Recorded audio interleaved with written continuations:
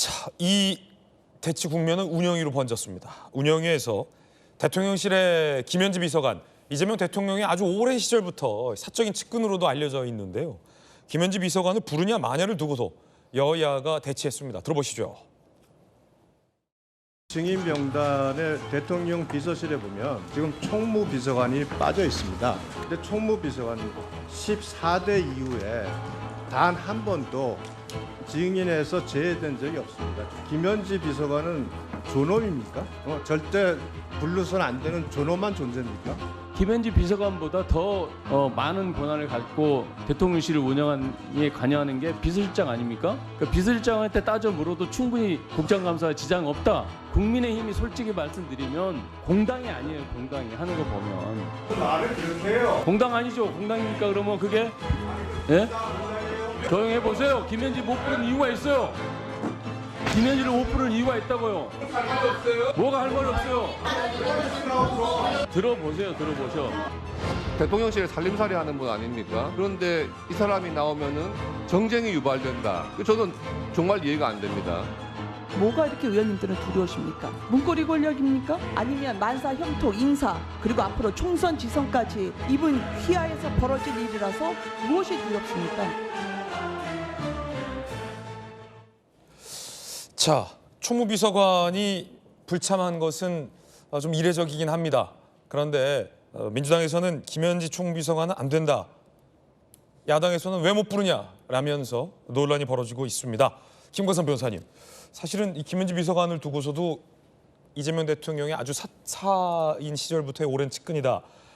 대통령실에 여러 가지 조금 미스테리한 인사 논란과 관련해서도 그 중심에 김현지 비서관이 있는 거 아니냐 등등등등 논란이 많았던 인물이긴 한데 잘 공개되어 있는 사진도 없고 좀 베일에 쌓여 있는 인물이기도 하고요.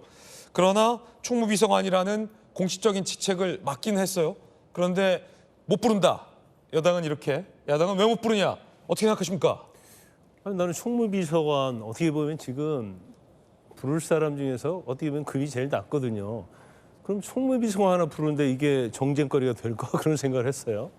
일단 1992년 14대 국회 이후로 국회 운영위원회에서 총무비서관이 안 나온 적이 없거든요. 그럼 나와서 특히 이제 대통령의 어떤 살림살이, 그 다음에 2급 행정관 이하 뭐 인사 이런 걸 하는 게 총무비서관 아닙니까?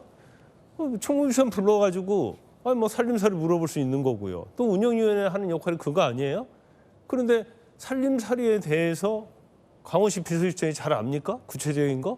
모르잖아요. 그러면 강원시 비서실장이 어떻게 보면 대통령 운영위에서 이제 부를 수 있는 어떻게 보면 가장 최고 높은 사람 아닙니까? 네네. 그럼 어떻게 보면 김현지는 제일 아래에 있다고 볼 수도 있어요. 그러면 어떻게 해서 제일 높은 사람은 되고 아래에 있는 사람은 안 되냐. 지금 정쟁거리가 될 수 있는 게 아니잖아요. 오히려 지금 민주당에서 김현지 부르는 것을 방해함으로 말미암아서 김현지의 어떠한 유상, 숨은 실력자 이런 것들이 거의 입증이 되지 않았나 싶습니다. 뭐가 무서운 거죠? 불러가지고 살림살이고 인사에 대해서 물어보면 되는 거예요.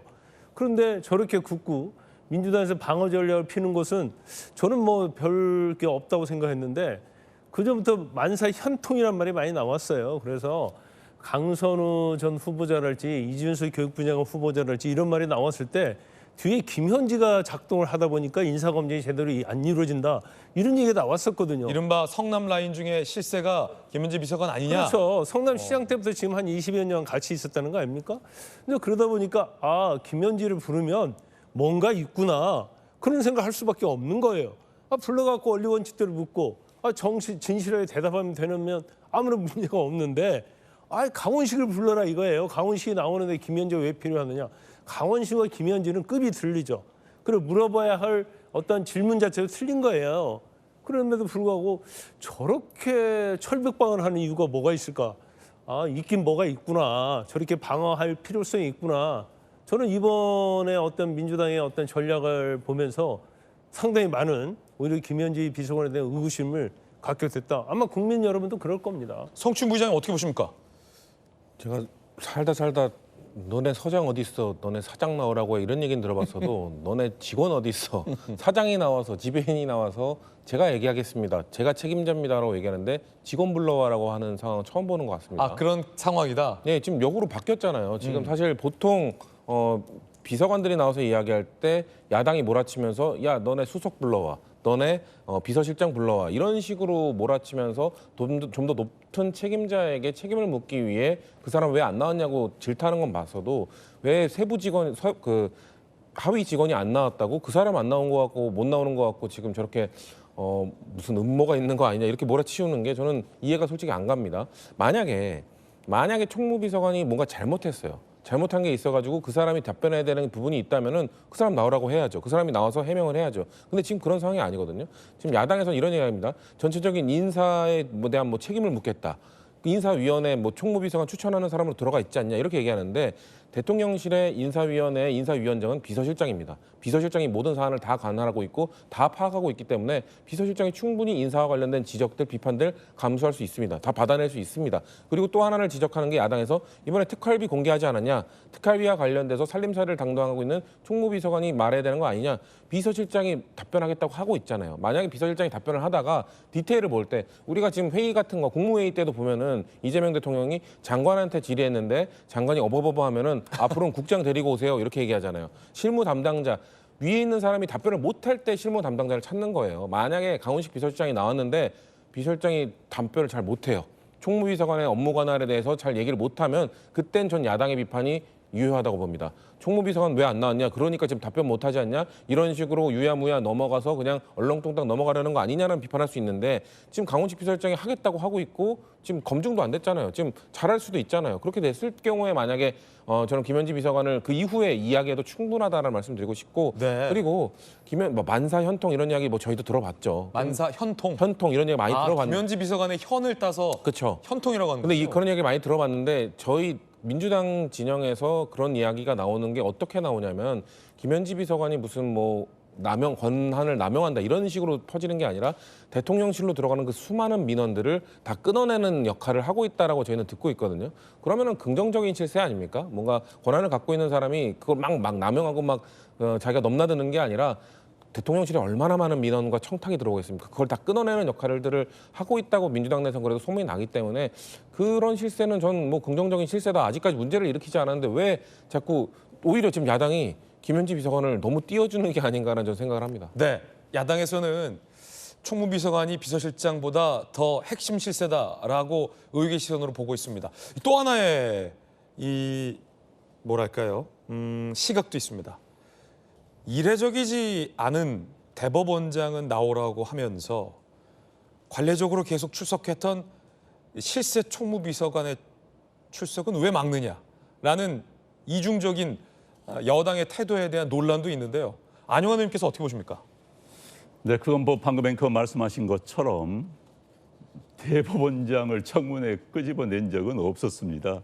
총무비서관은 아까 말씀하신 것처럼 14대 이후에 계속 나왔었습니다.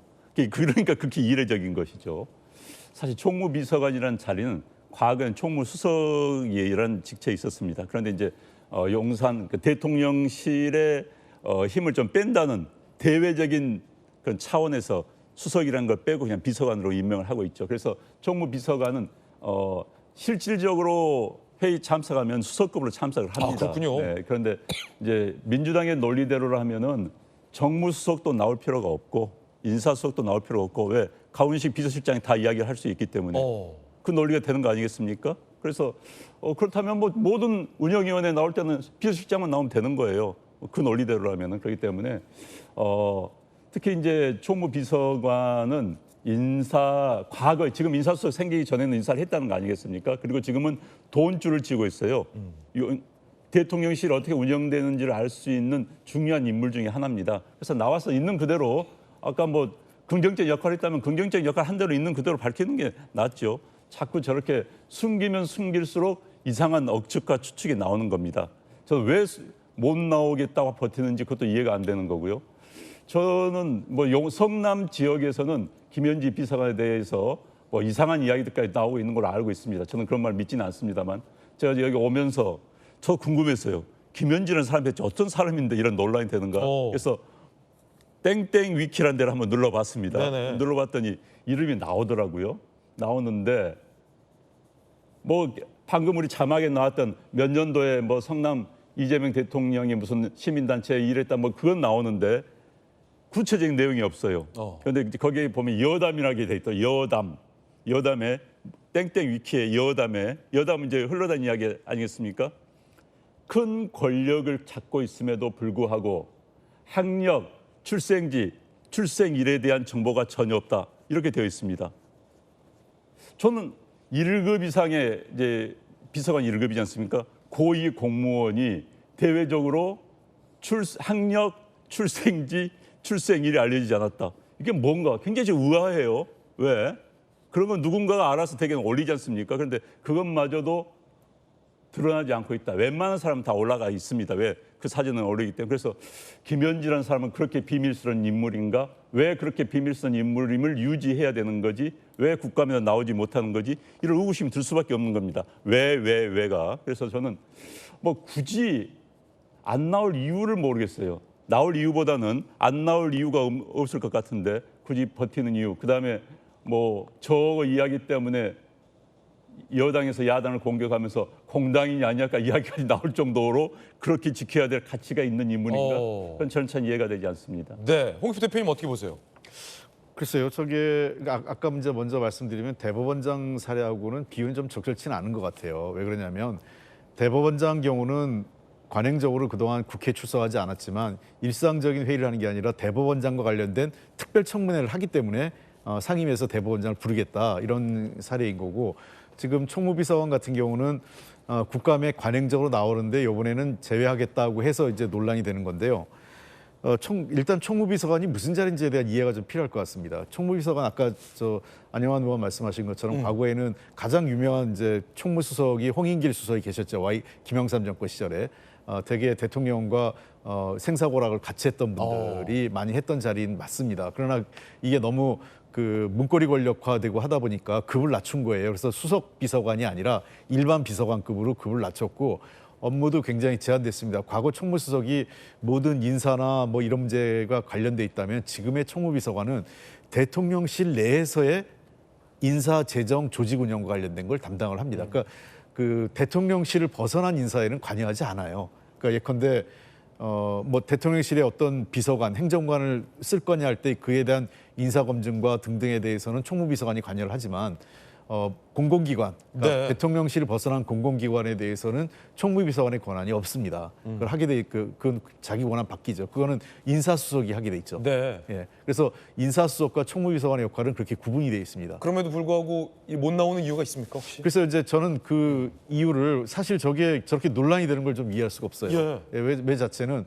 나와도 그만 안 나와도 그만이에요. 아까 우리 성부 부의장이 얘기한 것처럼 대개 총무비서관한테 질문할 수 있는 내용이 특별하게 문제되는 예컨대 그 대통령실의 예산 운영과 관련돼서 또는 대통령실 내 직원의 어떤 윤리적 문제 이런 문제에 대해서 비서실장 또는 총무비서관한테 물어볼 수 있는 건데 아마도 제가 보기에는 운영위 내에서